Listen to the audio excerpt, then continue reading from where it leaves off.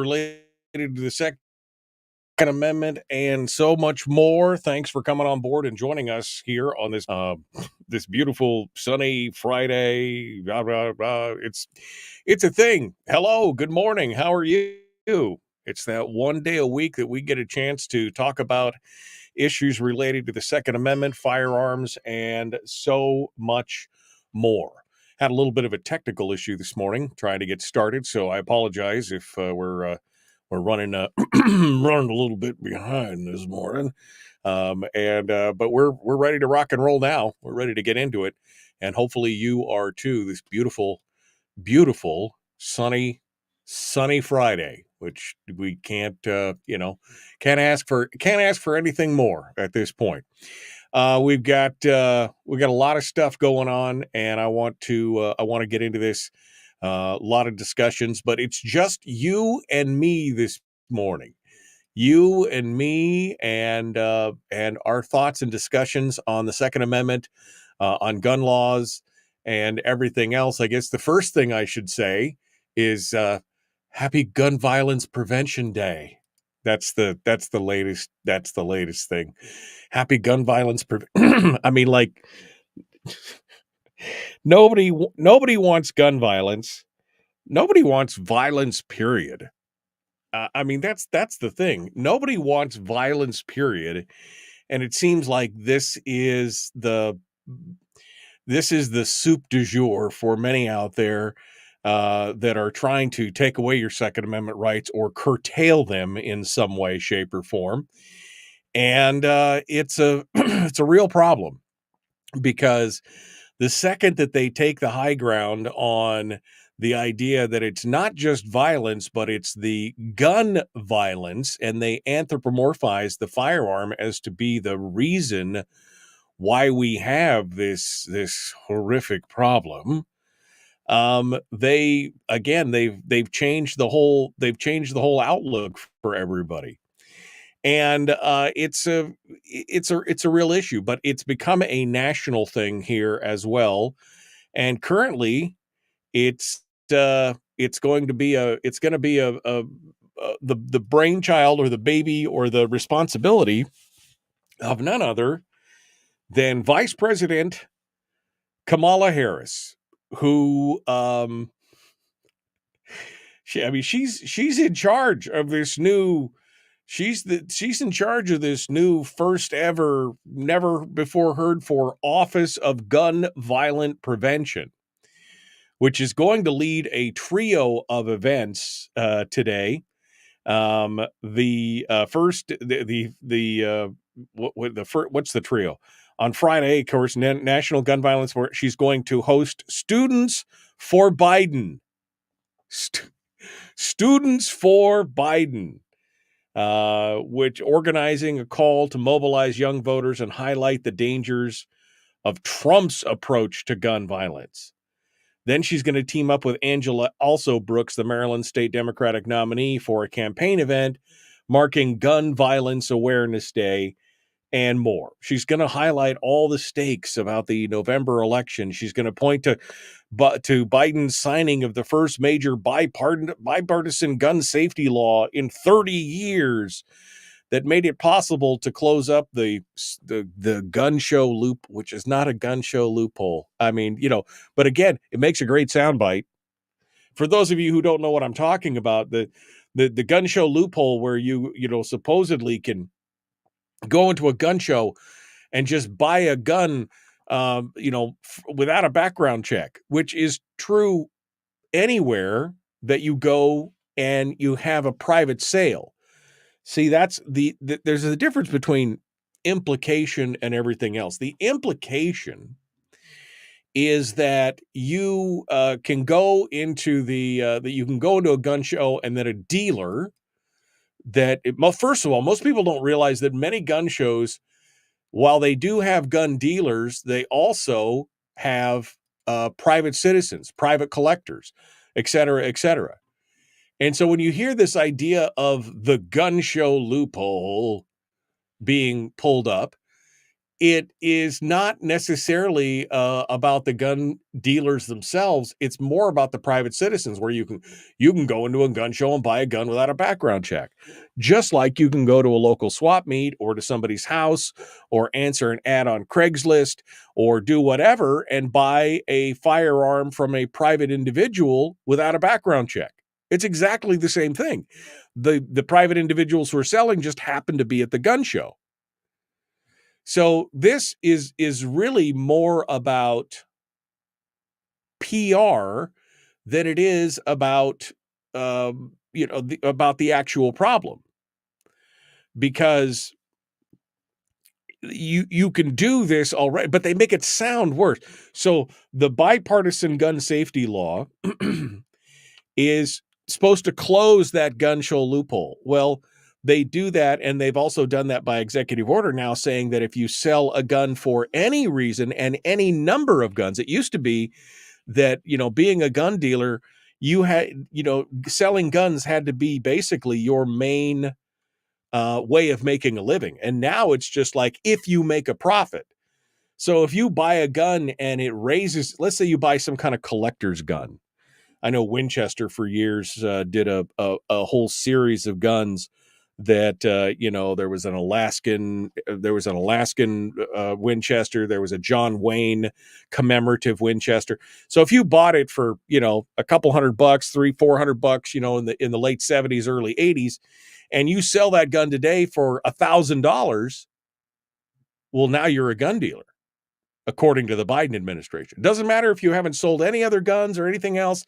You just, money gets tight. This thing's been taking up space in the back of the closet or in the gun safe or whatever. And you're like, well, I'll sell it. I'm never going to use it. I'm never going to display it. I'll just go ahead and sell it. Well, now the Biden administration thinks that you are a gun dealer, and you could be fined and jailed for selling a gun and making a profit and not being a gun. I mean, that's the kind of insanity we're talking about. This is the stuff that people like Kamala Harris and Joe Biden have been, and many Democrats have been frothing at the mouth about. Now, not that all the Republicans are any better in that regard, but because some of them can be just as bad on the whole gun control thing if you get down to it with brass tacks. But this is the problem. It's a disingenuousness. Oh, we're gonna close the gun show loop. We need to sound like we're doing something. We're gonna close the gun show loophole. Well, good for you. Does it really mean anything, or are you just capturing the language and making it? And that's exactly what's been happening here. We're going to close the gun because it sounds like we're doing something. Did you know you could go to a gun show and buy a gun without a background check? I can go to many places and buy a gun without a background check. If it's a private sale, this is all code for one thing.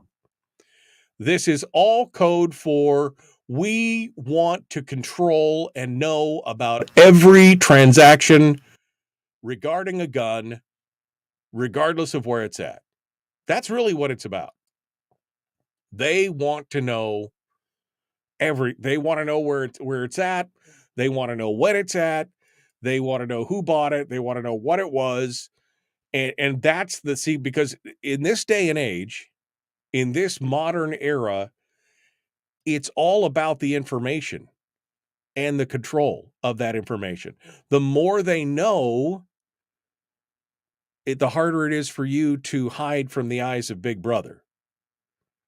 And in this case, the one thing that they don't want is they definitely don't want people to they definitely don't want people to be able to resist what they consider to be the important parts of we know better than you. That's really, in the bottom line, that's the main thrust here.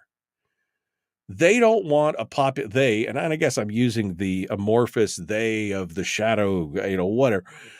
They don't want people to be able to resist what they're trying to tell them. And that's what the Second Amendment has done for us. It has created that it has created that implicit, not overt, but implicit threat, the implied threat that they can go this far, but no farther. And that's what they don't like. And that's why when they say things like this, the gun show loophole and how all this stuff is going to change, that's what they're trying to scare people into thinking, well, you just can't do this. You've got it. And they want to have control and be able to track and do things like that. And eventually what they want is, of course, a database of every gun that's ever been purchased, of every person that's ever purchased it, because that database, that list, that registration will eventually, in the end, lead to confiscation, as it has over and over and over again. Aaron Zellman, who was the president of Jews for the Preservation of Firearms Ownership, wrote a book about that many years ago, talking about and showing us examples in history where the registration led to confiscation, which in turn then in some cases led to genocide and other horrible, horrible things. So it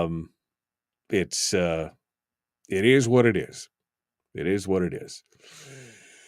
All right, well, we're coming up on it here. We got the commercial break coming up, and then when we return, I've got some more stories. Willie Waffle will be joining us at the end of the show today for our weekend entertainment and movie review, and more. And your phone calls. I'm sorry, I forgot to tell you. The phone line is open for today. It's open line, open forum. Anything related to the Second Amendment and those topics is fair game. 319-527-3864, 319-527-3864. If you want to call into the show today to talk about the firearm and the Second Amendment and gun laws and et cetera, et cetera, et cetera. All right, we're going to be back with more. The Michael Duke Show. Common sense, liberty-based, free-thinking radio. We return with more right after this.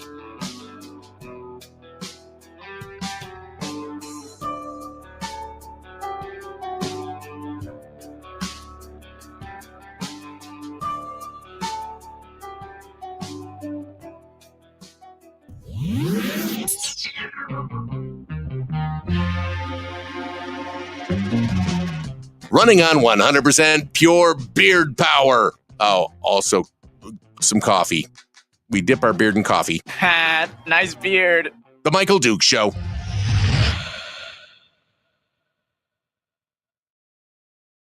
Okay, we're in the commercial break right now. Is it choppy for you guys? Is the video choppy?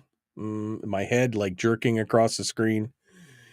Hold on a second here. It's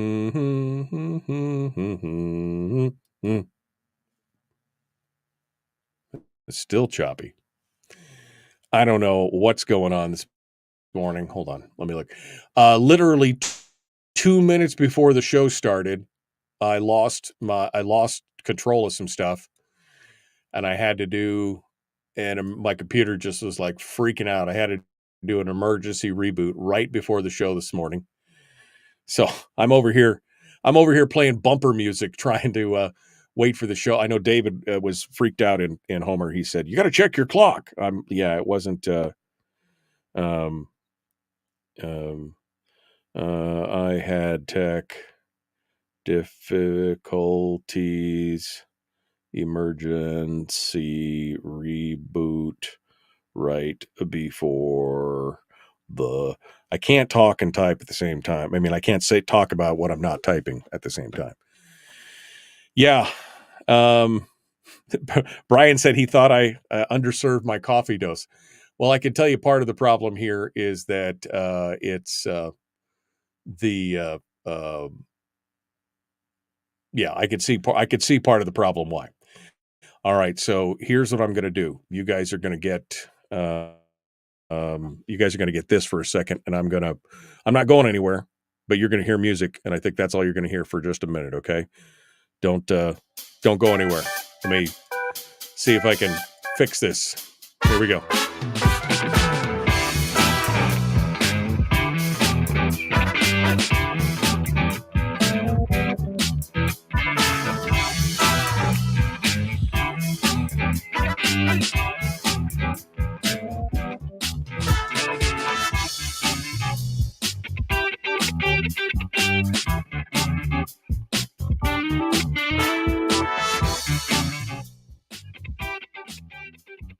Okay.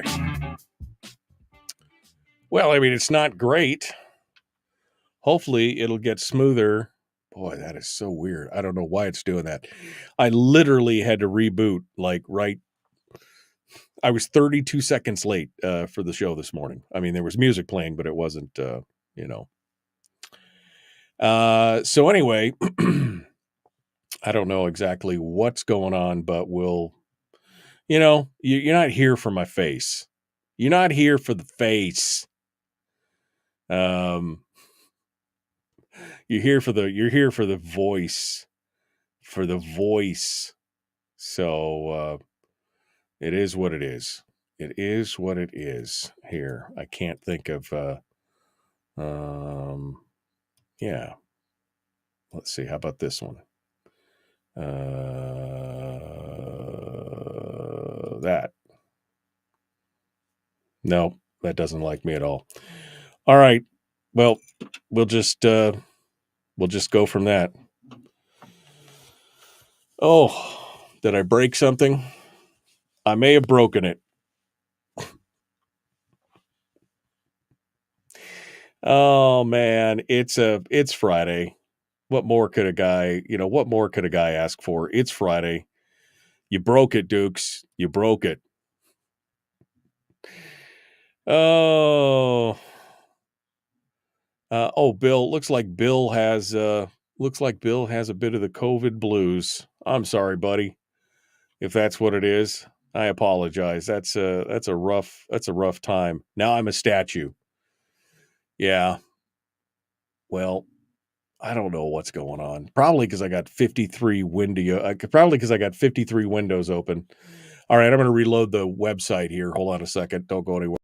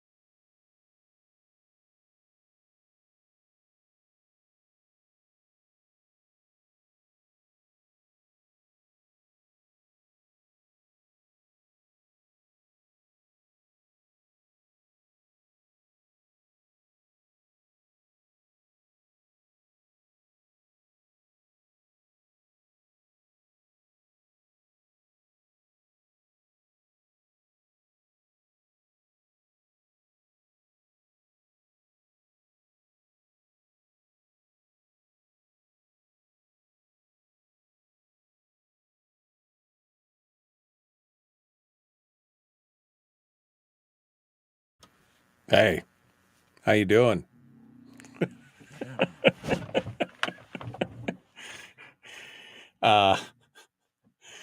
No idea what's going on. Man, I had to reboot again.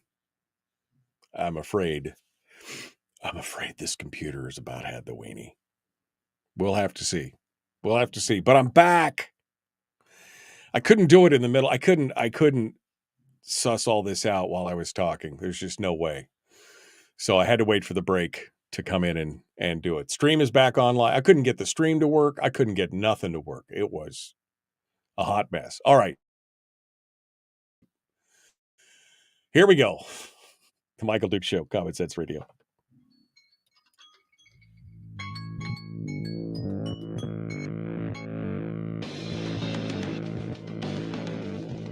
What the hell's an assault weapon?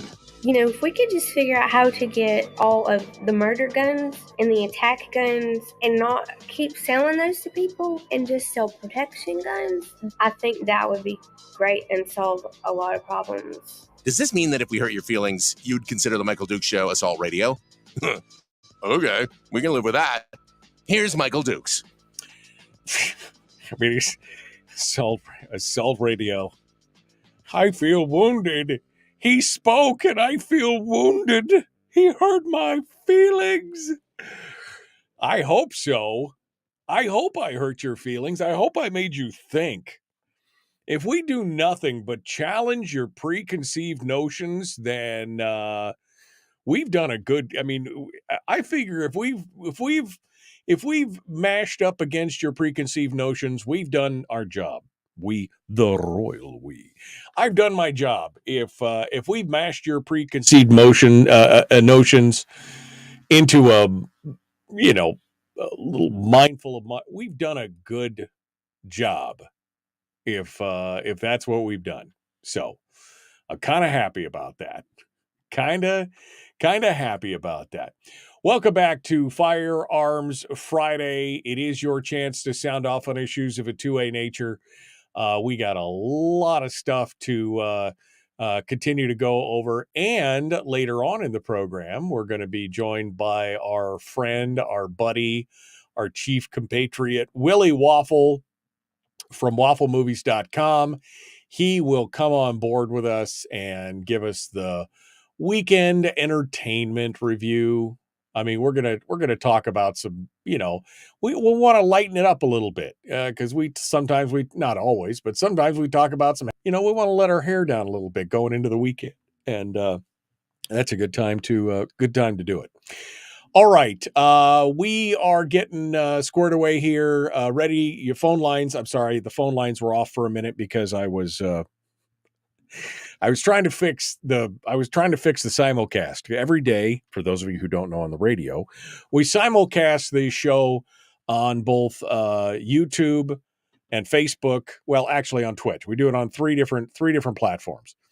And this morning, oh man, I mean, all the wheels came off the bus this morning, starting about 2 minutes before the show started. And it's been a little bit of a technical challenge this morning to get everything squared away. So we're working on it, and I think we've got everything back up and running, but I had to shut the phones off for a minute to make sure that everything was copacetic. So if you'd like to sound off today to talk to us about anything that's firearms related, well, now's the time to do it. 319-527-3864, 319-527-3864. And we're ready to go. All right. So let's get back into some of the stories that we wanted to talk about. We talked a little bit about Kamala Harris, who is pushing this whole thing of, Gun Violence Prevention Day. It's Gun Violence Awareness Day. Like, I mean, with the news media and everything, you're not aware of the gun violence. But, the thing is, they want to make it, they want to make it an issue that is so prevalent that they can get their way on it. And how do you do that? Well, you put it in terms of, a public health crisis, because the government has done so good with public health crises in the recent past. Just asking if you remember that little thing with the bug and the deal and all the lockdowns. You happen to remember that? I mean, they did a bang up job with that one, right? I mean, just so well. And I mean, you get to the point to where in some cases people were starting to distrust their own doctors, depending on what was going on and what their doctors were saying. I mean, most of your local physicians had nothing to do with, the lockdown, the masking, the distancing, or anything else. They just want to help their patients. Well, the government wants to recruit them to do other things. The White House specifically wants to enlist doctors and hospitals to push to infringe upon our right to keep and bear arms. Here is the story from CaliforniaHealthline.org. The White House is calling on hospital executives, doctors, and other healthcare leaders to take bolder steps to prevent gun violence by gathering more data about gunshot injuries and routinely counseling patients about the safe use of firearms. Biden administration officials are hosting back-to-back events Thursday and Friday at the White House for about 160 healthcare officials, calling gun violence a, quote, public health crisis that requires them to act. As much as they want to make this a public, this is a crisis about violence. This is a criminal and a violence crisis. Has nothing to do with they want to use the phrase public health because there are certain portions of the Constitution and government law that allow the government to act in the interest of public health, right? So that's how they want to try and fold and spindle and mutilate that. The strategy, continues California Healthline, the strategy also reflects a stark political reality. Congress has been deadlocked on most gun-related legislation for years, with a deep divide between Republicans and Democrats. If Democratic President Joe Biden wants to get anything done quickly, he'll need to look outside the Capitol. He's already enlisted educators to talk to parents about safe gun storage and community workers to help at-risk youth. He's also penalized the FFLs. He's also, you could just go tick it on right down the box, all the executive and the things with the ATF, all the things that he's done in an executive capacity. He's doing everything he can because Congress is not going to touch it. The problem is we already know that there is, like I said, this idea that somehow gun violence is a public health crisis. It's not like the mainstream media isn't blasting this to you 24 hours a day, 7 days a week. We already know. But it's not the guns that are creating the problem. It is people who are creating the problem, right? But the whole solution to them, when all you have is a hammer, everything looks like a nail. That's the problem. They think that it has to do with the gun, not the people. But let me look what just happened. This huge stabbing incident that went on over in England. People utilizing cars and tire irons and it's a violence problem. It's not a gun problem. It's a violence problem. And then you get to this thing where you're going to ask the doctors to get involved, which has the tendency to really disrupt that relationship between because the relationship between a doctor and a patient is a very private relationship, and they want to insert themselves into that issue. Now, the Biden administration really wants to collect a lot of this data. They want to get this data. They want the data in part to try and make the case that our rights are a public health issue and that we should forfeit them in the name of public health. That's the problem. That's what they're trying to do here. And it's going to be a real problem. Now, the other side of this, and the problem is that doctors, especially if you're talking about like emergency room doctors or hospital doctors, they only see one side of this. They see the patient get wheeled in through the door or pulled in through the ambulance, with no context about how did this person get shot? How did this person get injured? Was it a gang member? Is it a victim? Is it a good guy? Is it a bad guy who got shot by a good guy? It is all they see is the blood pumping out and the bullet wounds and everything else. And they've taken the Hippocratic Oath to do no harm, yada, yada, yada. And so they see that. And of course, some doctors feel, well, that we should just, there is no context in any of that. And beside the fact, again, that they're getting into that relationship. I mean, the attorney-client privilege, that's sacrosanct. But there's that doctor-patient privilege too. But they are trying to insert themselves into that arrangement. And all you do is, I think, alienate both, and you end up doing more harm than good. I mean, we've talked about it on the program before. If some doctor came to me while I was there at the doctor's office, and he started asking me about, how many guns do I have and where do I keep my guns, and getting all this information about, this kind of stuff, that's one thing. Now they're asking the doctors for more about gunshot injuries. They want them to routinely counsel patients about the safe use of firearms. If I'm going to go into my doctor and he's going to lecture me about the safe storage of my firearms, but I happen to know, for example, that the doctor is a complete neophyte when it comes to firearms. He's not even gun curious. He's just reading off a sheet of paper that the government told him he should do. That's a problem, right? Because he has no expertise in that field. Does that call into question whether or not he's qualified to be my doctor? If he's out there espousing stuff that he has no knowledge about just because the government told him to, is that a bigger problem? But this is the Biden, this is what they want to do. Every tack they can take to try and disarm you. And it's getting to a point of almost desperation at this point. That's the problem. All right, we got one line on hold. We're going to be continuing here in just a minute. The Michael Duke Show. Common sense, liberty-based, free-thinking radio. Back with more after this.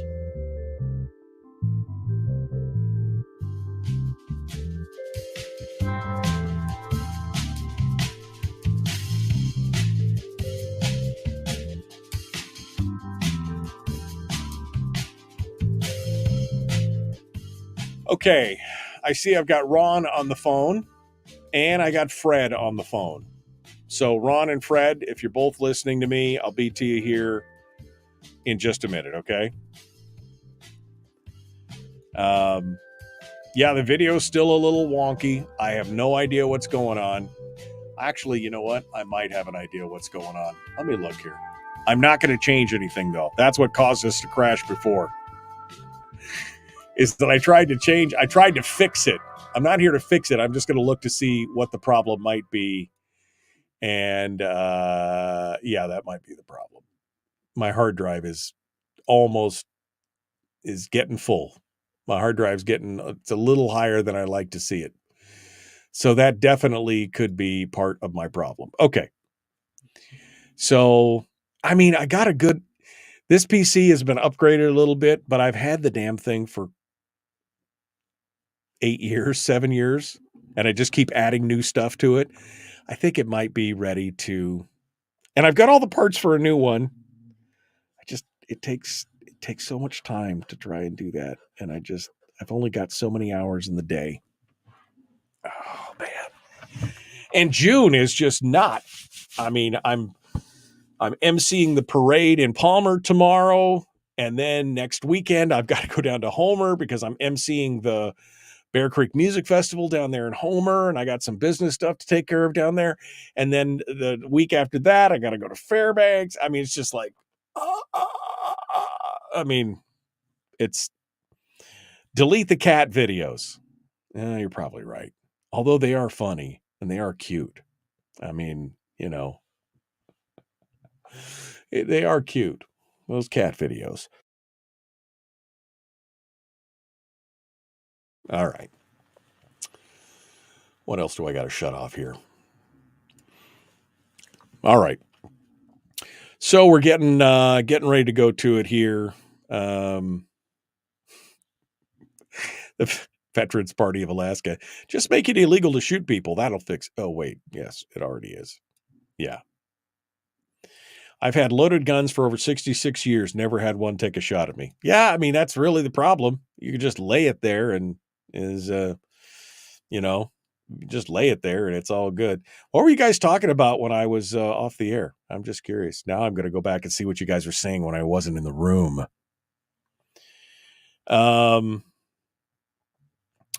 Yeah, I couldn't get the live stream up. It was, I guess this will teach Michael to talk about guns on Facebook. Yeah, exactly. Yeah. No sound, blue light show. And then you guys hung out here and said nothing for a while. Well, it was good. I mean, you guys hung out. You guys hung around. That was pretty. I was surprised when I came back into the room after 12 or 14 minutes, whatever it was, while I was doing the segment, and there were still 25 or 30 of you hanging out in the room, and it was interesting. Good morning. What was this? Jeannie, are you seeing the Meta AI comments that pop up on various posts? I have not seen that. I'm not on Facebook enough. I'm not on Facebook enough to really catch that, but I'll have to look at that, Brian. Tell me more. Tell me more.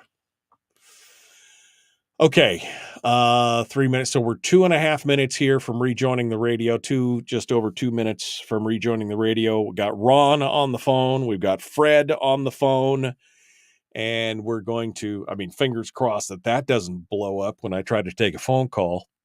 Oh. Let's see what else is going on. Michael, they're socializing medicine, is what she's saying. Yeah, I mean, they're trying to.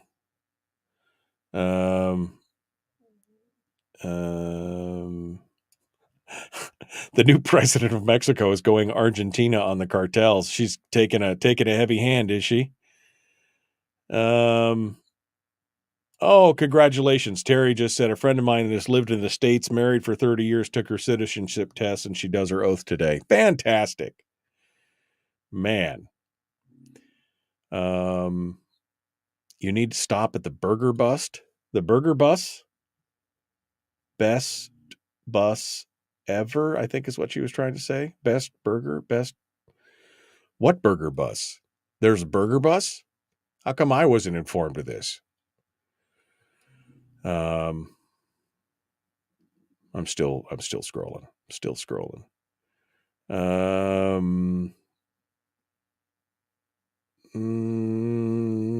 I guess that's it. I guess that's all good. All right, I'm all caught up. You guys were awful quiet during the break when I was talking and you couldn't hear me. I figured you'd be talking amongst yourselves. That dirty, rotten so-and-so. That dirty, rotten so-and-so. He just left us out here to dry. He left us hanging. Well, yes, but it wasn't intentional. Nobody wants that. Oh, man. All right, we're going to jump back into it here. We're coming up on the start of hour 2. Ron's on the line. Fred's on the line. Willie's going to be on the line here shortly. Let's get to it. Here we go. Like, share, subscribe. I don't know if you should share and subscribe or like the show today because it's a mess. It's a mess. I don't know if we should really show anybody this. You know what I mean? I don't know about the burger bus. Come to Kenai My Treat. Ooh, baby.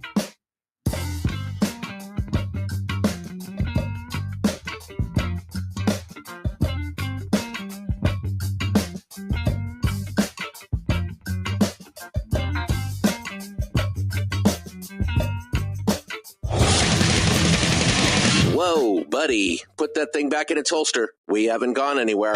I don't understand. Check out themichaeldukesshow.com for information on how to get access to the podcast. The Michael Dukes Show. I have 2 guns, one for each of you. Firearms Friday.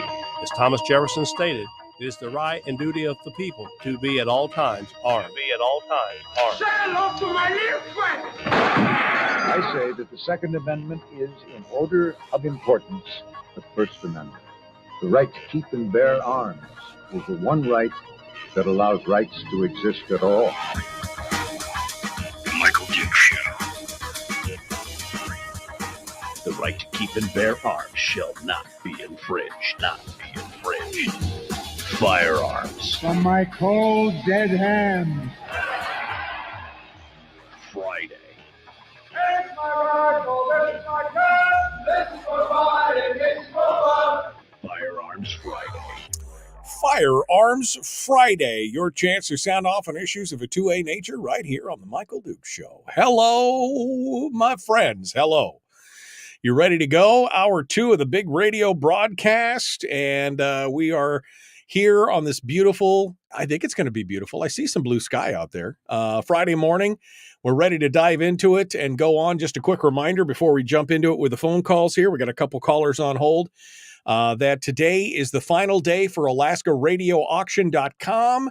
If you want to save big on things to do around the state, whether it's ATV adventures, whether it's kayaking or canoeing in Fairbanks, whether it's cruises from Whittier on Phillips Cruises, whether it's hotel stays or restaurants or boutique, whatever it is, it's all half price. And today is the final day. You can get an extra 20% off.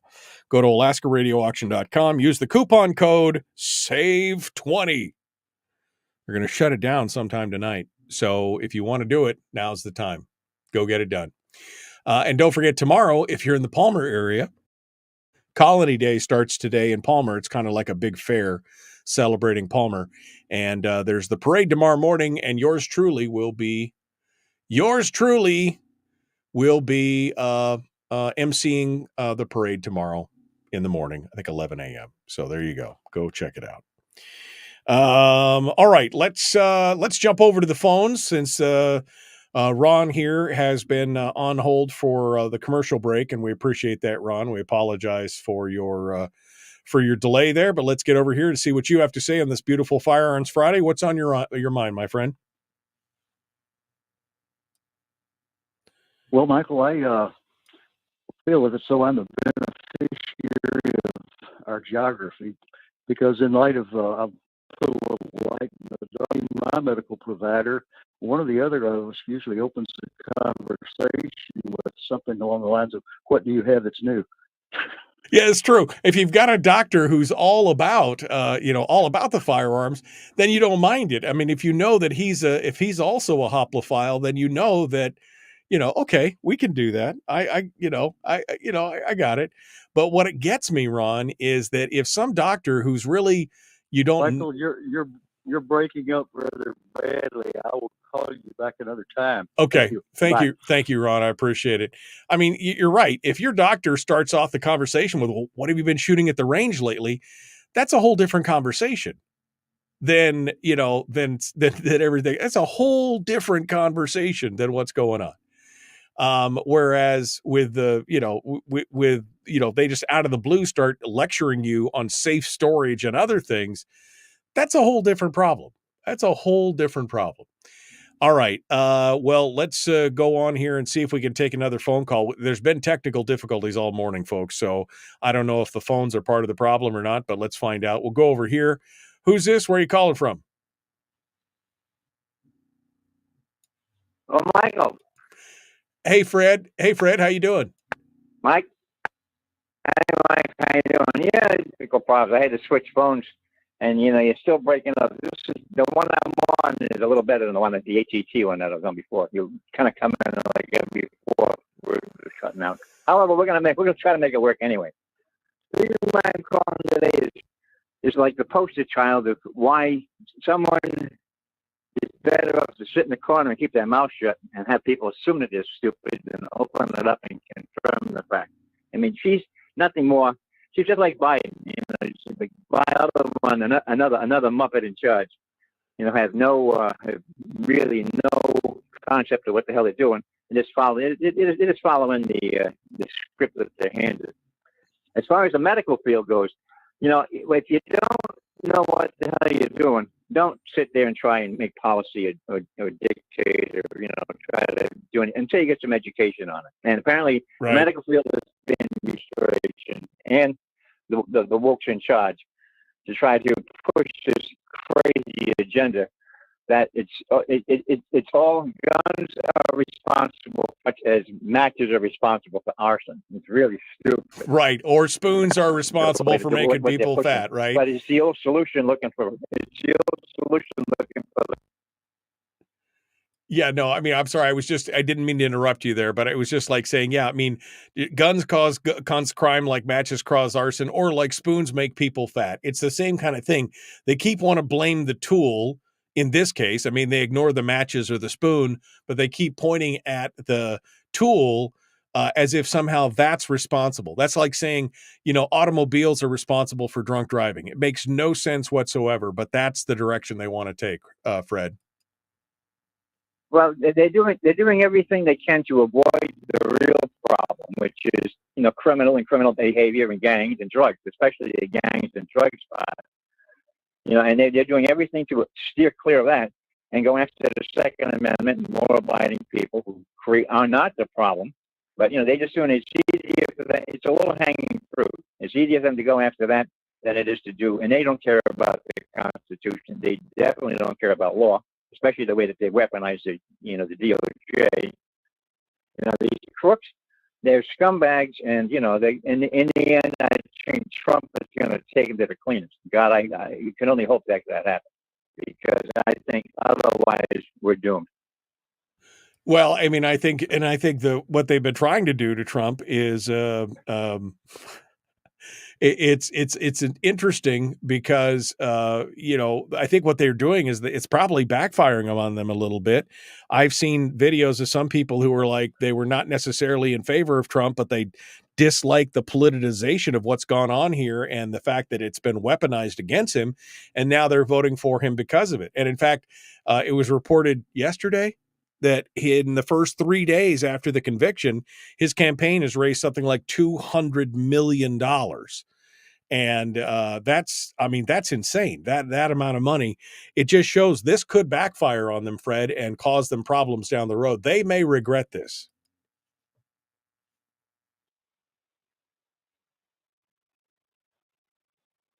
Yep.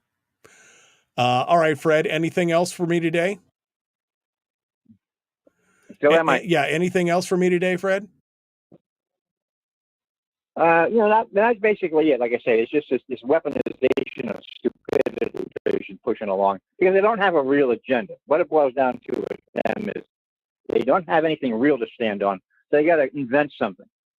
And like I say, they don't care about the damage they create or the problems they cause. They just want to do it to try to push their own agenda. They're the most selfish people that ever walked the planet. They're self-centered. They don't give a damn about the country and the people in it. They really don't.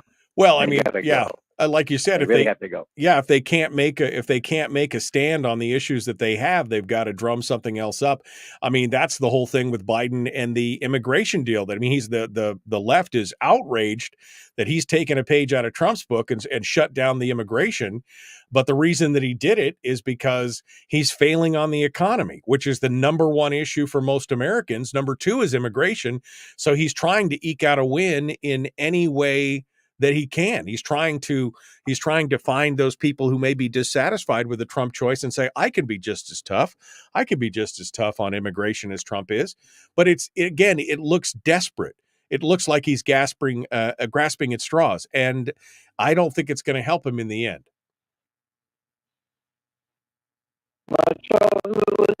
It's all gaslight nonsense with these people anyway. Any lie will work in a pinch, and I think this is definitely what the model they live by. Anything they can do to further their own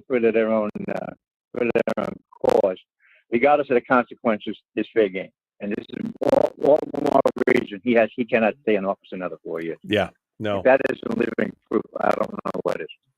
All right. Well, thank you, Fred, for calling in. I appreciate it. I apologize for the staticky choppiness, but it is what it is today. Thank you for being part of it. I appreciate you calling. Have a great weekend, Fred. Thank you. Take care now. All right. Fred from Rhode Island calling in here this morning. I'm going to turn the phones off because it's just not worth it for the challenges we're having this morning. All the all the gods are against me today. It just seems like it's a tough situation. All right. What other stories do we got here? Anything? And then we'll take any comments in the chat room as well. I forgot to tell you that there's no such thing as a dumb gun question. That we'd love to do gun Q&A on Firearms Friday. For those of you who don't know what that means, one of the things that we try and do is we try and answer questions for people who may not be very gun savvy. Maybe like your doctor. Maybe your doctor is not so gun savvy, and we're trying to help whoever it is. We're trying to demystify the firearm, and we're trying to show people and tell them exactly how guns work and how everything else is. So if you have questions, ask them in the chat room. We're gonna we'll continue on with this. Part of the problem that we have is that we've got laws that people obviously don't even follow. They keep wanting to institute more and more crackdowns on more firearms and institute more laws against law-abiding citizens, but they don't even want to do anything. They don't even want to do anything against people who are obviously criminals with laws that are already on the books. Case in point, Louisiana Governor Jeff Landry signed a constitutional carry bill into law earlier this year in Louisiana. New Orleans officials were quick to demand a carve-out for the city. They want a carve-out to exempt New Orleans from the permitless carry. And the city's mayors and police superintendent call on legislators to carve out the French Quarter and the downtown business district. They want to make those locations firearms-free zones altogether. Of course, those are all the areas that the tourists are. So if you live in Louisiana and you want to travel to New Orleans, then, that would be... It turns out, however, there's already one demographic in New Orleans that has benefited from an unofficial carve-out in the state laws, and that is convicted felons. They already have a carve-out.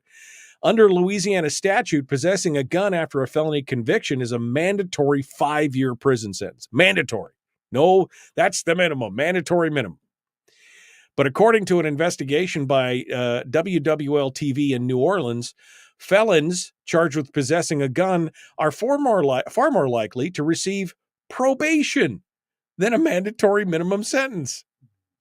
According to analysis by WWL, out of 286 felons with gun cases in 2022 and 2023, only a third of the defendants got sentenced to 5 years or more.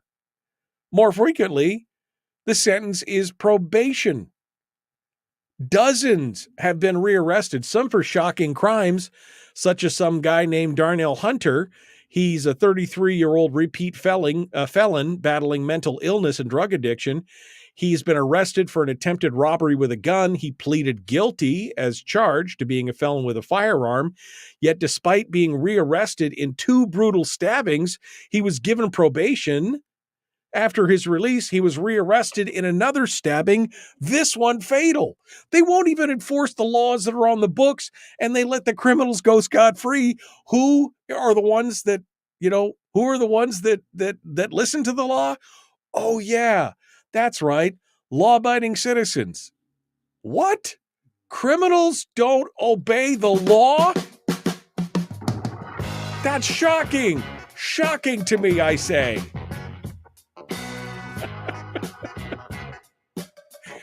All right, one final segment. Then it's Willie Waffle, the Michael Duke Show. Up next, who would you rather be, Alec Baldwin or Christian Bale? We'll ask those questions here on the other side. Common Sense, Liberty-Based, Free Thinking Radio.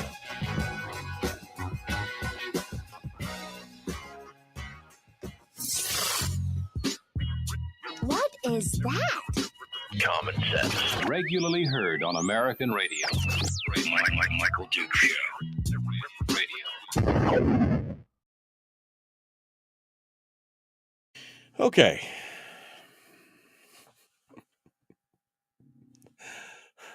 Frat Ray said that Fred was very wrong. They have a clear agenda. It just isn't a good one. Well, I mean, you know, I just think you have a lot of people thinking that, I don't know if it's a clear, organized agenda or some kind of conspiracy. I think you have a lot of people that have the same belief.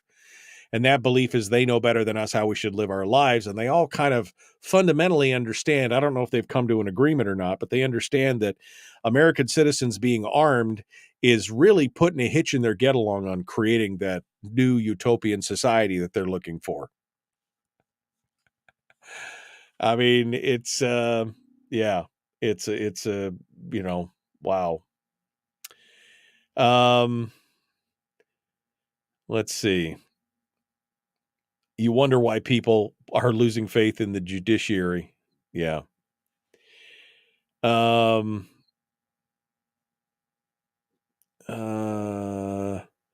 If we, meaning the state and the feds, would not only follow but enforce the law, maybe that would deter some criminals. I mean, yeah, you know, and Harold says, thank the person who didn't follow the law the time a criminal began shooting up the mall. That's the Greenville Mall shooting.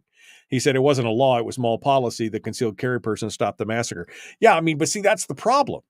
This is the problem, and Harold is, I mean, you know, making this blatantly clear. This is the problem with some of these laws.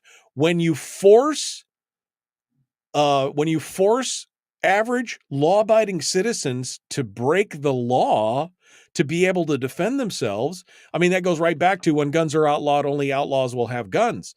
They're not saying only bad guys will have guns. That means law-abiding citizens will become outlaws because there are some people out there who won't give up the gun because I realize that, you know, they realize that it's the only thing stopping them from the armed. It doesn't mean that they will do outlaw and criminal things. There's a difference. There is a slight difference between a criminal and an outlaw. I just want to point that out first of all. But when you take away the guns and you make it so hard for law-abiding citizens to defend themselves, they will make the decision in those first baby steps of the Irish democracy to ignore the law.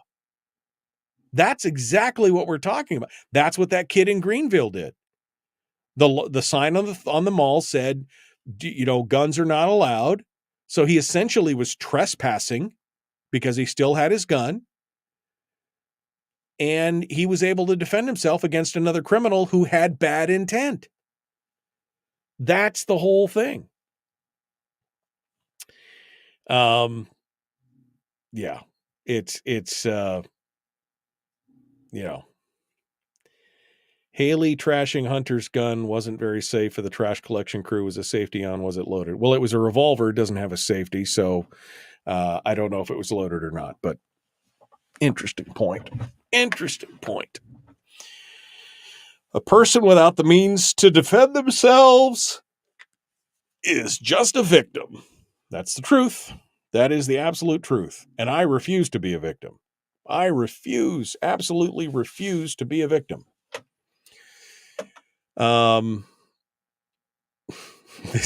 This is my safety, sir. This is my safety. You probably can't see it on the video because the video is real jerky, but I'm holding up my finger.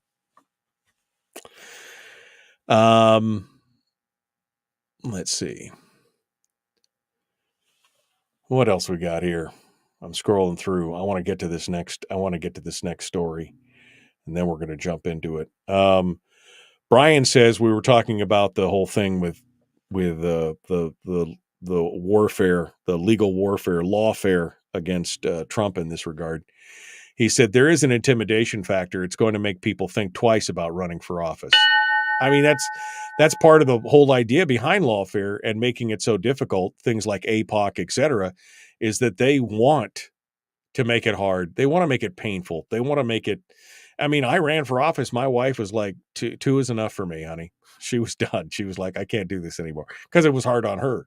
Just the vitriol and everything else. I mean, you know, yeah, they want to make it hard. And they just want to make it. It was hard already. Now they want to make it harder. That's what's happening right now. Okay, we're going to jump into this and continue on. One final segment.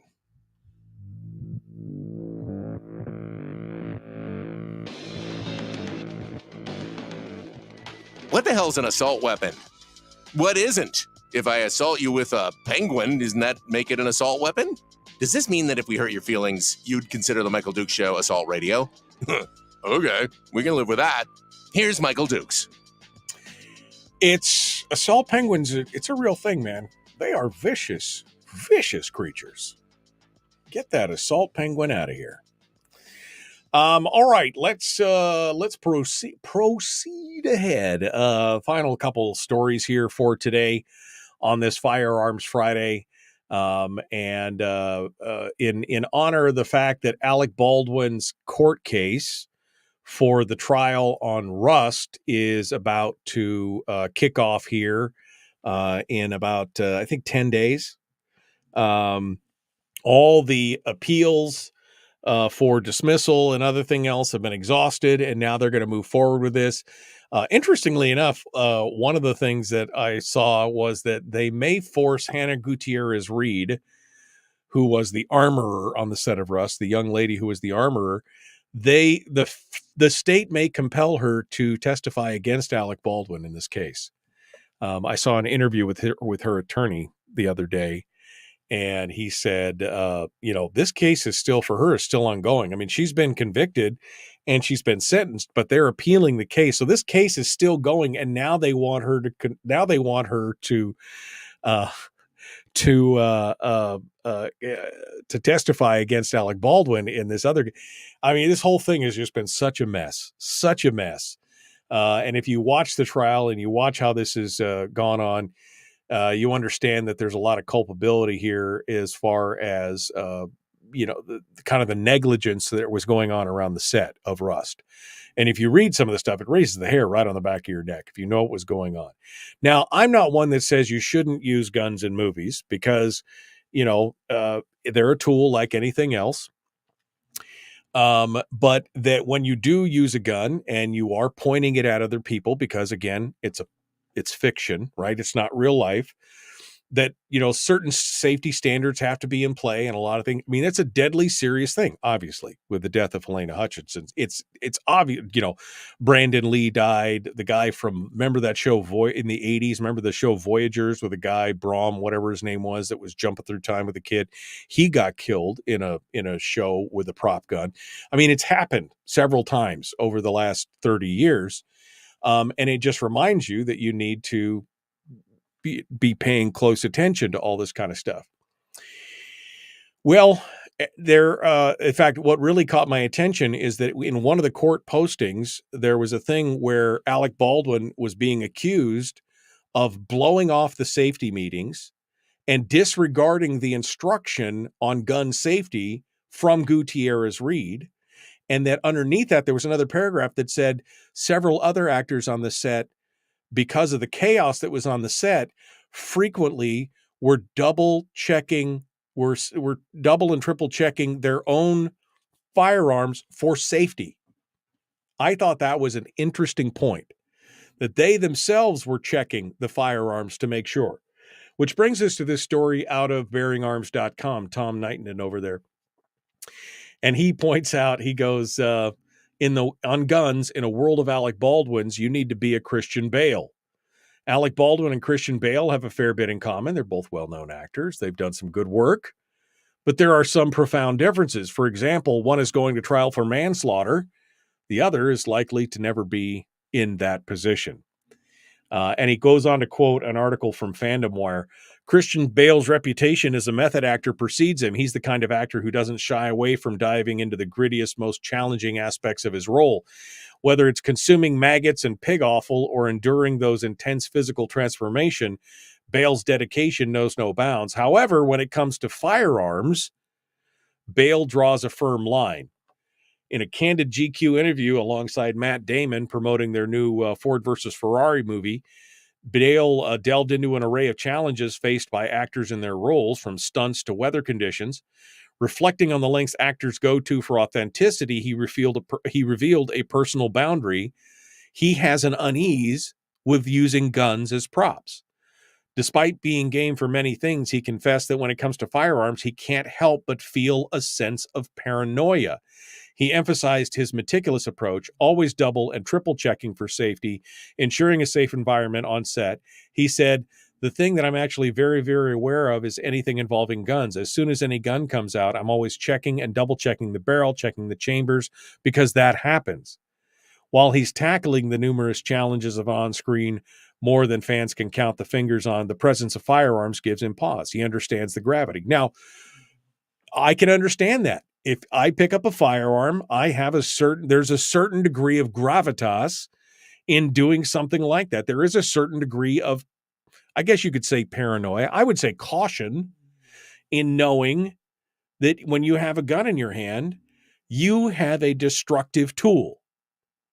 And you could call it paranoia. You can call it cautiousness. You could call it wariness.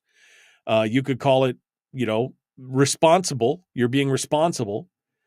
Hollywood could do better with how they handle their guns. I mean, in the situation on this Rust set, and I know many of you probably have not delved down into this. I watched it because I was fascinated about the whole idea of guns in the movie industry. There was a whole push right after that happened to where they just wanted to take all guns out of, and the problem is there are rules and laws in place. There are, well, not laws, but rules and regulations in place within the firearm industries on how firearms are used in movies. The armors, what they do, how they take care of it, the liability.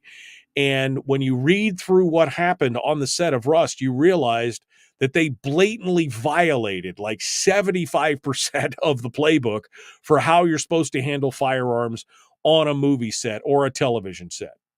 I mean, they just threw the book out. They didn't even violate it. They just I see they're trying to do it from memory. It was horrific. Absolutely horrific.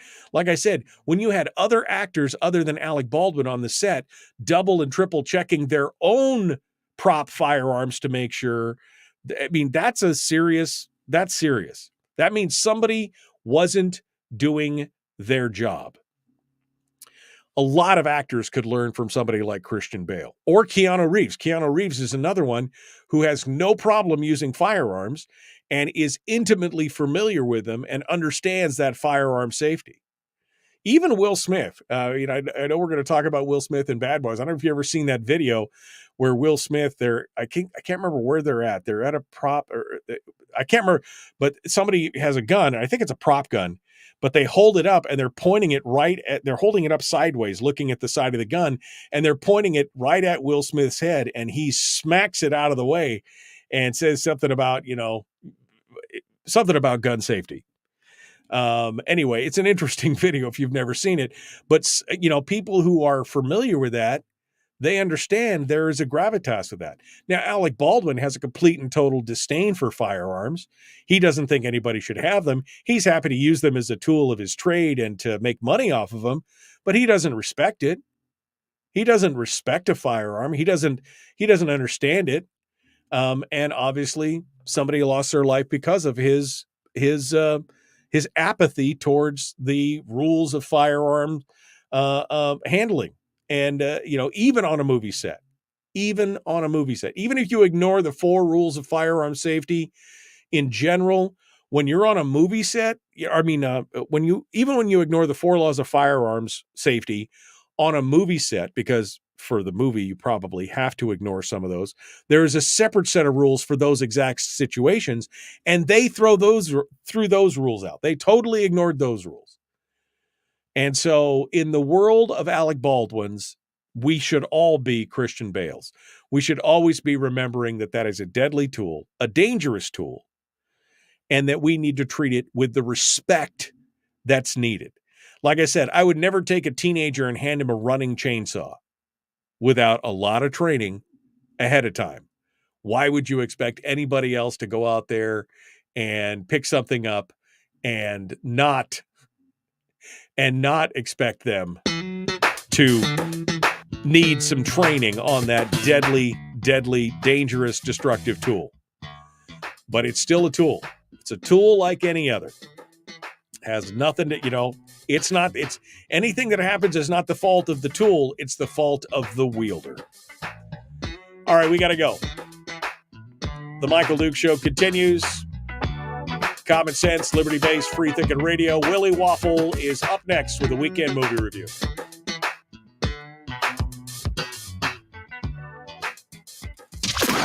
Streaming live every weekday morning on Facebook Live and MichaelDukesShow.com. Okay. All right.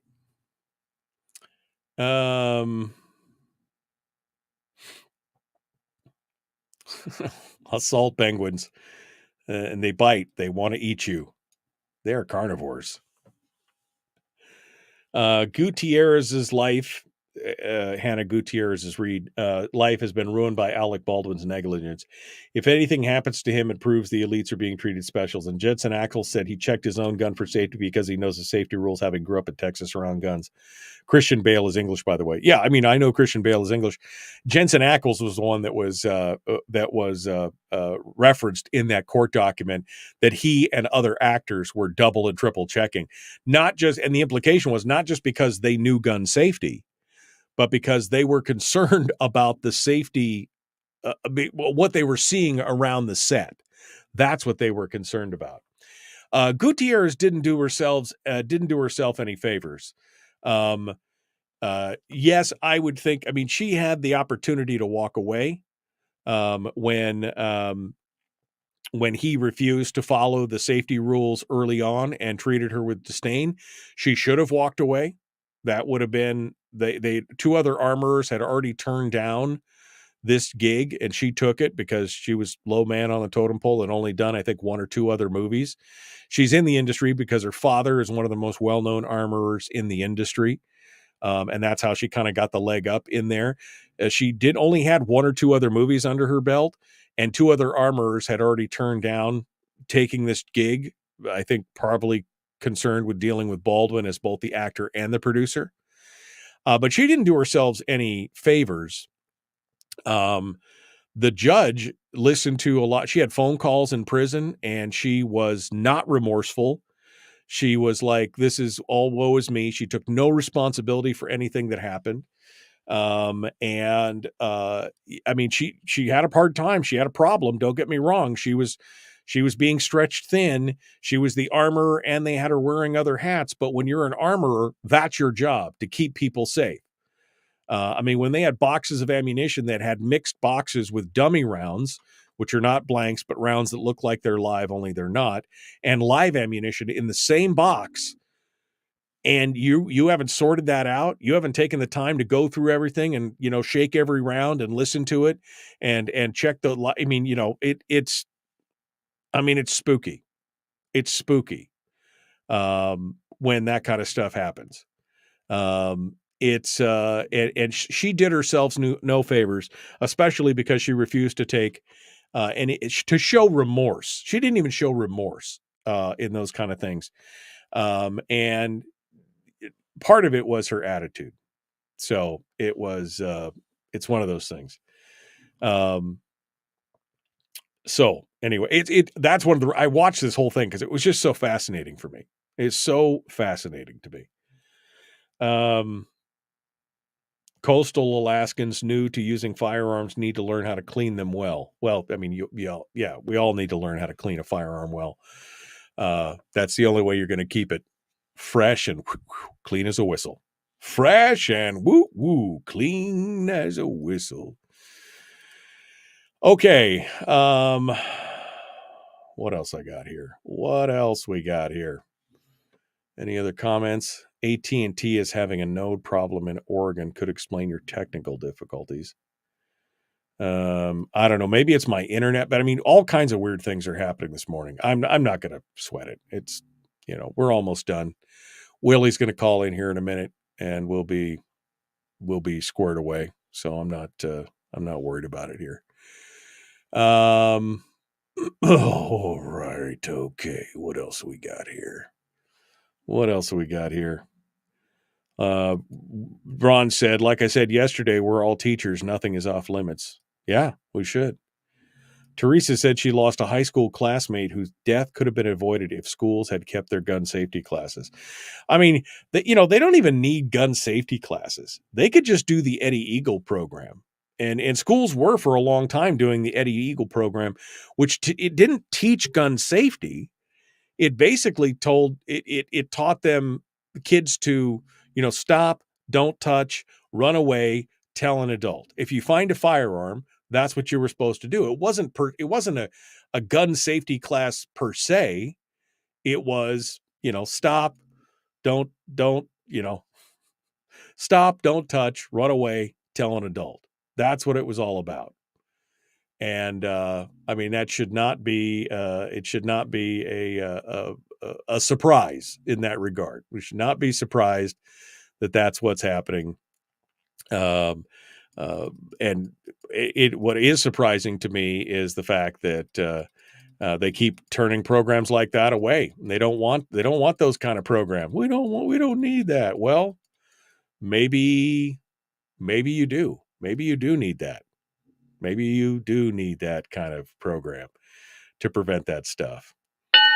All right. We're getting ready to do it. Willie Waffle's our guest, The Michael Duke Show. He's ready. We're rocking and rolling. Let's get this done.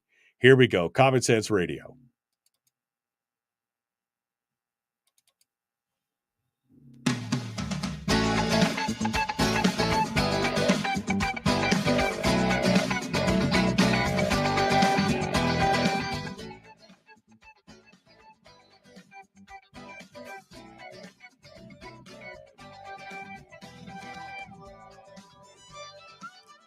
Okay, the weekend. Yes, I can't wait. I'm done. I'm ready. Let's do it.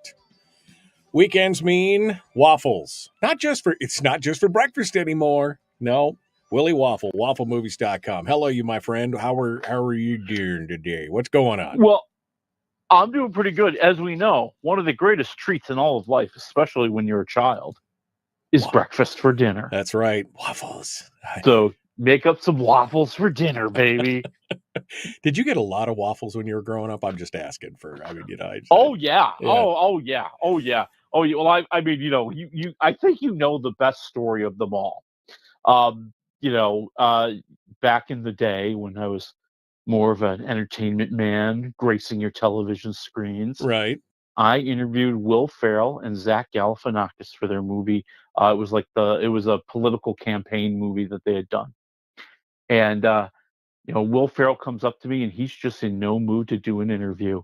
And Zach is with him. And Will Ferrell goes, "You mean do you know Sally Syrup? Do you know Tommy Toast? Do you know, he won't stop." Right. And Galifianakis looks at me and he goes, "Dude, this is what it was like when you were in high school, isn't it?" Exactly. This is exactly what it's like when I'm in high school. All right. Well, let's get cracking because we got a lot to cover today. So, streaming services. Everybody was cutting the cord on cable because, man, I'm tired of paying $170 a month and not getting what I want. So everybody was cheaping out. Go to the streaming. I cut my cable bill in half, and that's when at the peak it was in half. But now everybody's trying to find that equilibrium between what you were paying now and what you're willing to pay, or what you were paying then and what you're willing to pay now. Everybody's raising their rates. Everybody. Oh yeah, they're sneaking up on you, man. They figure if we just do it a little bit every once in a while, no one will notice that all their combined services are like $300 now. And that's what's going on with of all the streaming services. Okay, let me just let you go. Of all the streaming services raising their prices this week, it's Max. Yes, because House of the Dragon season 2 is coming in June 16th, and Warner Brothers Discovery says, this might be a good time to cash in. So they are raising the their ad-free tier price by $1 a month, up to $16.99 a month, and they're going to raise it like $20 for the annual plan, which is like $169.99. So essentially, you're kind of paying for 10 months for 10 months and getting 2 months for free, right? Yeah, right. So, and then the ultimate ad-free plan, which gets you like higher resolution and the ability to download stuff, is also going up by $1. So, and that's going to be like $210 for the year. So, it's that's exactly $20.99 a month to $209.99 for the year. Yeah. That's, and that's how they're getting you. Disney went up, Amazon now, they started playing ads, and I forked over the $3 a month so I don't have to watch ads. I mean, you're going to have to, but see, like you said, it's no longer one consolidated cable bill. Now you got 8 different charges or whatever for however many streaming services you got. And if you start adding it up, you're going to be going like, oof, oh, ow, okay, wait a minute. Do I need that? And that's the thing. And that's the key. Yeah, that's the key. I mean, in little doses, hey, does my $20 a month sound that bad? Yeah, it doesn't sound too bad. But then when you multiply it across 7 different services, plus your internet price, plus you were talking about Spotify raised their rates. I have Apple Music. I mean, it's all adding up. Yeah, it's all adding. No, yeah, Spotify went up $3 a month too on their family plan or whatever. Everybody's they're grasping, and eventually it's going to start eroding the subscriber base and they'll pull it back. But until they reach that pain point, you got to decide what you want to watch. And my wife and I have already talked about it. We've already cut off a couple streaming services that we rarely watch. And I've told her if we find something we want to watch, we'll wait up for it and then we'll buy it for 1 month and cancel it. That's what we'll do. So, because it just doesn't make any sense. So, all right. What else we got here? Blue Bloods. You're telling me Blue Bloods is supposed to be over this fall, but now there's rumors that Tom Selleck may be coming back for one last rodeo. Well, this was a very, very interesting kind of slip of the tongue, or maybe a very well-placed statement. So, a lot of people know Blue Bloods is coming to an end this fall. They're kind of going to have a shortened season in the fall to be their last season. And Tom Selleck's been telling everybody, I still want to do it. And he goes, I don't even understand why we're canceled. He makes a very good case. He's like, we're still like the 4th highest rated, scripted show. We still win our time slot all the time. We're doing very well. We've actually grown audience. He goes, I don't understand why they're canceling us. And then came the annual stockholders meeting with Paramount, where co-CEO Brian Robbins said that a Blue Bloods franchise extension is in the works. Oh, so maybe it's not. Maybe somebody listened to Tom and said, well, you know what? He's right. Maybe it is. Maybe it will be. Yeah. So maybe a continuing saga, okay, I could do that. Yeah.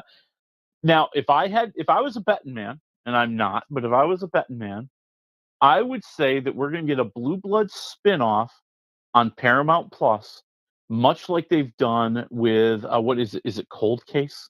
Yeah, NCIS or something like that. Yeah, NCIS. Yeah, they brought back a lot of the characters for a streaming only version, and I have a feeling that's where Blue Bloods would go to. But hey, what do I know? Yeah, well, we'll have to see. I want to give this to you because I know you're such a nerd. Yes, you're such a nerd. Yes, Pat Sajak, who got axed from Wheel of Fortune, is. Let's face it, he did. He retired, quote unquote, from Wheel of Fortune. He retired. But he landed on his feet. Not only did he get a big payday, from what I remember, but he's doing something else now. Yep. As most of America knows, tonight is the last ever Wheel of Fortune with Pat Sajak, retiring after 41 years in our households, being our little after-dinner friend, helping entertain us with the hangman style, game show. And he's already got himself another job. He just can't sit around. He can't just take a break. Well, technically he is taking a break.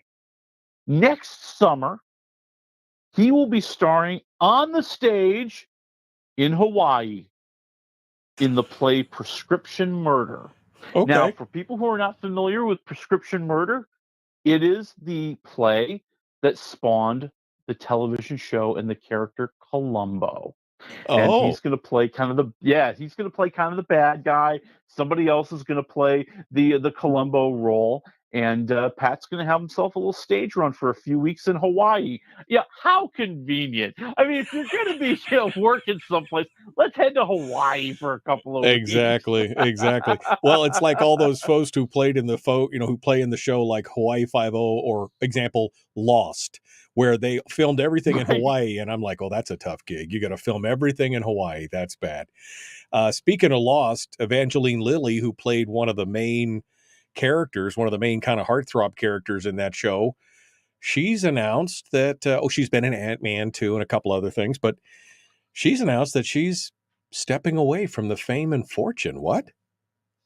Yeah, she has announced that she's retiring at the age of 44. That she's kind of had her run in Hollywood, and she's somebody who's expressed that it's not an easy life, it's not an easy career. She's faced a couple of real big jerks along the way, and now that she's 44, she says she wants to live out her dharma, and she made a statement that this is really a very spiritual decision, that she just wants to do something that's going to engage her in more humanitarian work instead of just going into Hollywood Right. and playing dress up and getting a ton of money for it. Now, she also said maybe someday she'll return to Hollywood, which is a nice way to say, if you back up the Brinks truck to the house, I'm willing to exactly. talk. Well, it's not. Or it's not like or she's hurting if for I money. run out of money, I'm willing to come Yeah. back. Well, I mean, I think she did pretty good in both the Ant-Man movies, and I'm sure she made some good money on Law, so I don't think she's necessarily hurting. She hasn't done a lot beyond that, but, good for her. There's more things important than life than money, and maybe she's finding something that she needs there. All right. Final story real quick here. A remote tribe in the Amazon gets the internet, and it destroys them in 9 months. This is just proof positive that the internet is the root of all evil. I say that as I broadcast on the internet, but tell me about this, Willie. This is my favorite story of the week. So it is a remote Amazon tribe in Brazil. They were connected to the internet via Elon Musk's Starlink service 9 months ago. And now the elders are not happy. They're battling social media. They're battling internet scammers. And they're battling porn addiction. Oh my God. Yes. Yeah. The isolated tribe has said that, this is their first exposure to the internet, and it's turned from a blessing into a curse, as the once well-known chaste tribe of 2,000 members that even avoided kissing in public has watched the men become animals. Yeah. Oh yeah. And and even worse. I mean, they feel like their whole way of life is being destroyed. Yeah. They've actually had to pass rules that you can only have access to the internet like 2 hours in the morning, 5 hours in the evening. You get to have it all day Sunday, or there probably would be, a revolt of some sort. But the tribe says that their culture and their customs are probably going to be lost forever. I mean, the internet is a blessing and a curse all at the same time. Of that, there is no doubt. And that's just proof positive. All right. Well, let's jump over to the movies, the streams, and everything else. Start off with worst to best. Hit me with it. Ooh, okay. Well, I'll start with worst. Bad Boys Ride or Die. Oh, yes, Will Smith's big comeback. And here's the thing. It's not the worst movie ever, okay? It's pretty much what you're going to expect, right? It's Martin Lawrence. It's Will Smith. There's going to be a lot of goofiness. There's going to be a lot of over-the-top comedy. Martin Lawrence is going to act as obnoxious and as crazy as possible. And Will Smith will try to be Mr. Cool, kind of being the Abbott to his Costello, if you will. The steely-eyed gaze and all that, right? That's right. And the thing here is that we're catching up with them. Their old captain, played by Joe Pantoliano, has been accused of being part of a drug cartel, and they're not going to stand for it. They're going to try to clear his name, and then they get accused as well. And now they're running around trying to prove their innocence. So, okay, I'm sorry. Go ahead. I was just no. I'm going to tell you, in the big moment. The moment everybody's waiting for, the joke that had to be written, Will Smith gets slapped in the movie. He gets slapped in the movie. Yeah, I could see that coming. He gets slapped. Now, in comparison to the other Bad Boys movies, does this rank up there? I mean, it's the same kind of thing? It's like all of them. I mean, there's some wild, crazy action. I'll admit there's a really cool helicopter scene, okay, that was really, really cool. But, it's a very broad comedy. Martin Lawrence is not exactly known for his wit. He's more known for down and dirty comedy, and he's jumping in there. And there's a lot of chemistry between him and Will Smith, Yeah. and there is some enjoyableness to that. The story is pretty obvious, but I'm going to go with 2.5 waffles. Oh, okay. Well, that's pretty high comparing as the last one. You got about 2.5 minutes here to hit the other two. So give me where you got to go here.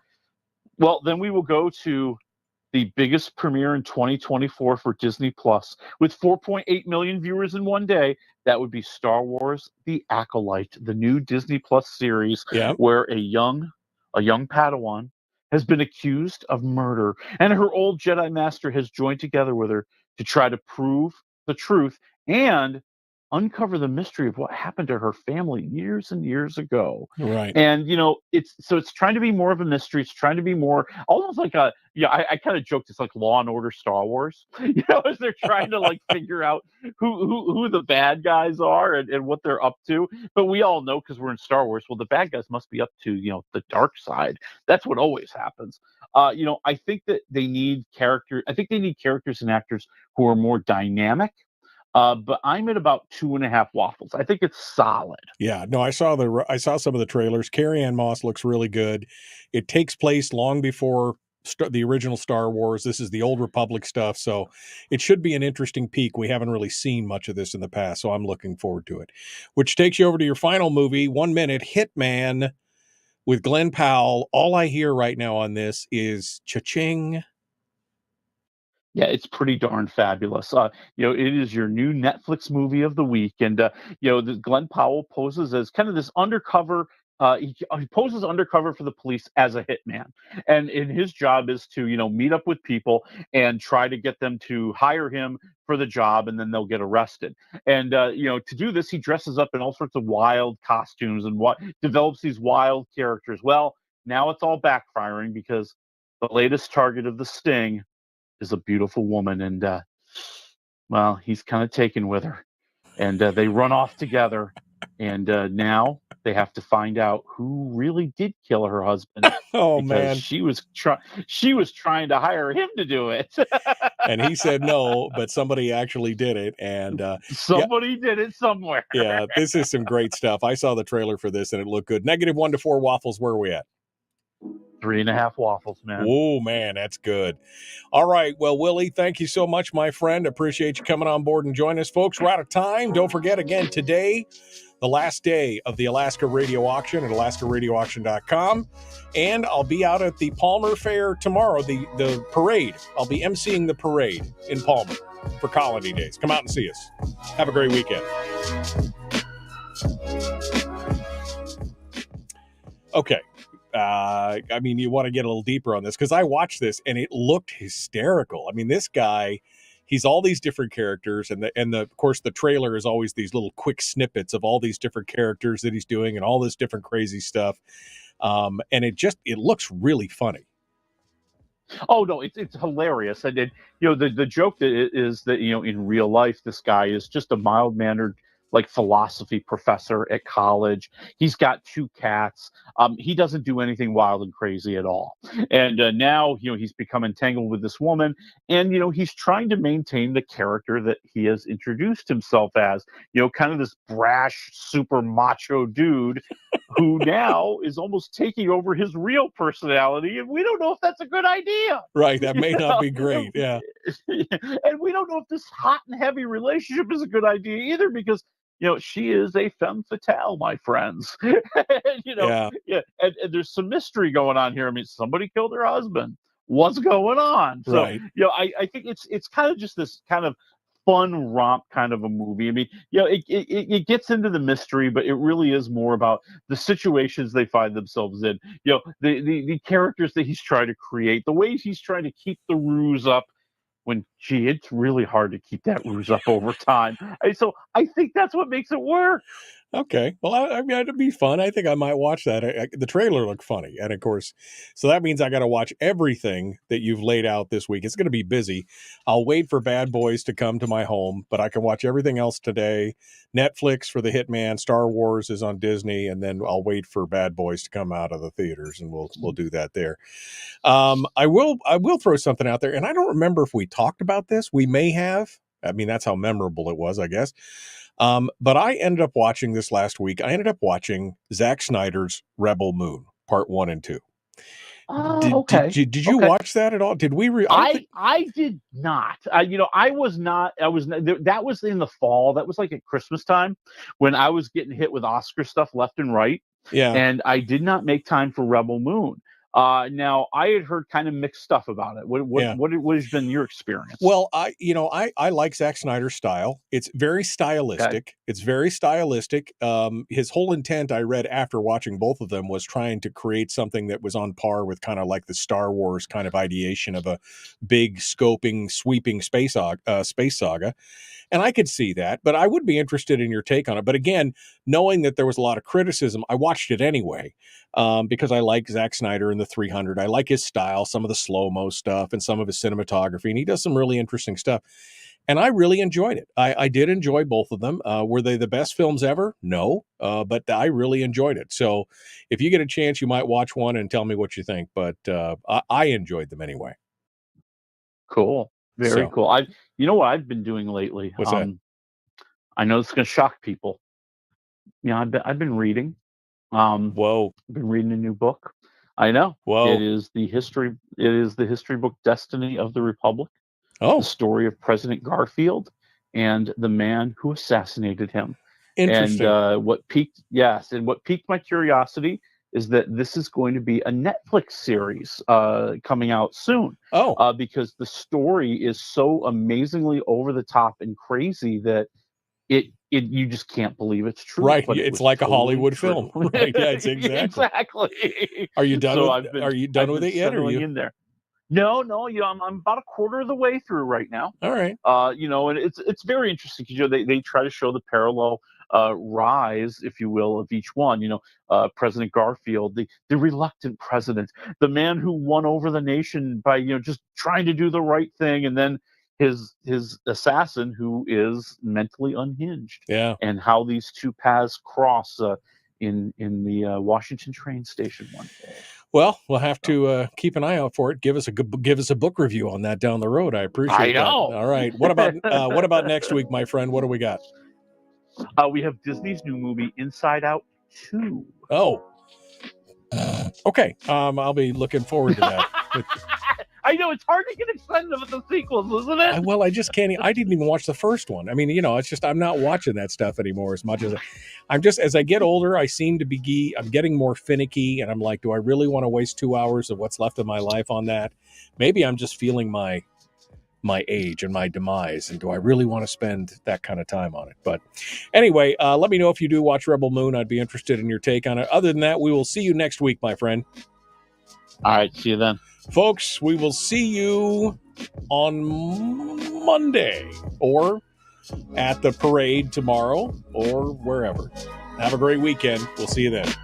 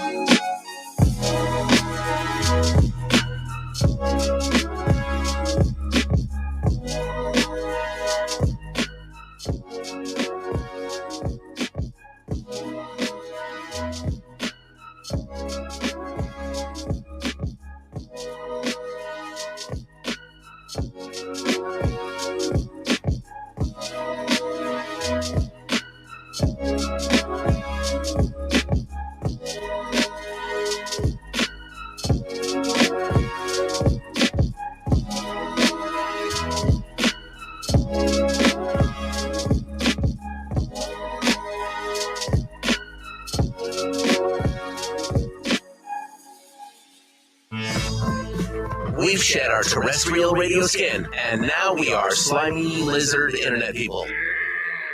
It's the Michael Duke Show.